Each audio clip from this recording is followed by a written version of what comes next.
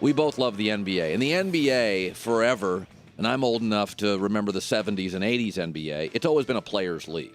The NFL's not a players' league. It's a shield league. It's an owners' league. It's a coaches' league.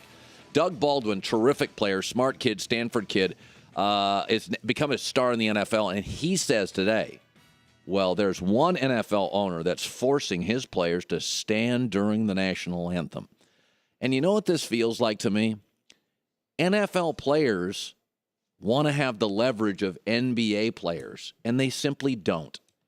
NFL players want to be as popular as NBA players. NFL players watch the NBA. They want to make the NBA players money. They want to have their leverage. They want to be recognized. And the NFL and the NFL owners, guess what? They force players to do a lot of things that the NBA could never force their players to do. The NFL's always been a protect the shield league. It's not a protect the slot receiver league. It's not a protect the Sam linebacker league or protect the replaceable left guard league. NFL players in their world say, we're the most popular league and our league makes the most money, so why aren't we paid the most? Well, that's not the way it works. In fact, I could make an argument the bigger the company, the less impact any one employee has. Take Travelers. I used to live in Connecticut, massive insurance company.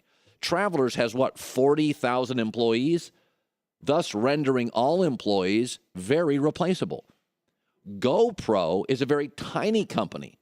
Their CEO a couple of years ago made $400 million. He is the vision of the company. The idea that the bigger the company, IBM, the more valuable the employee is simply not true. It's often the opposite. With the rosters as big as they are in the National Football League, players become less and less valuable. The NBA, you have small rosters. It's a global sport. It's hard to make a roster. And if you get 2 or 3 star players, it's a guaranteed playoff success roster. So Doug Baldwin is falling for we are in the most popular league.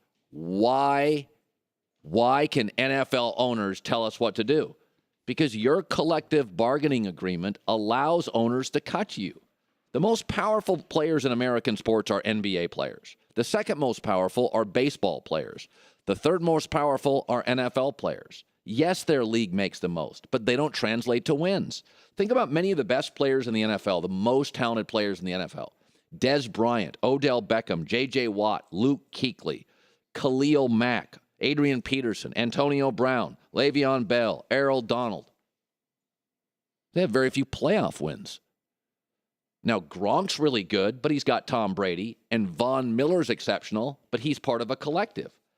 So NFL players, frankly, aren't as valuable individually as a hockey goalie, a scoring star in soccer, a baseball pitcher, or an NBA upper-level player. So you're jealous of NBA players, but you're not them, and why in the world would NFL owners ever cave to you? You don't surrender real estate unless you have to. You don't give up leverage in business unless you have to.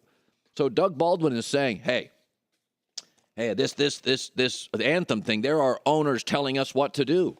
Yes, they have always told you what to do and what to wear and how to act and what plays to run. That's the history of the NFL. As I've said many times in the NBA, they came out with a new basketball a few years ago. LeBron's like, this is stupid, and they got rid of it an hour later. The players said, no, you're not going to do that. We don't like it. If the NFL comes out with new rules, they don't even ask the players' opinion. They have a committee of coaches and executives who change the rule at any whim. So just because you're part of a really big company like IBM or the NFL doesn't mean you're more valuable as an employee. In fact, I'd argue it's often the exact opposite.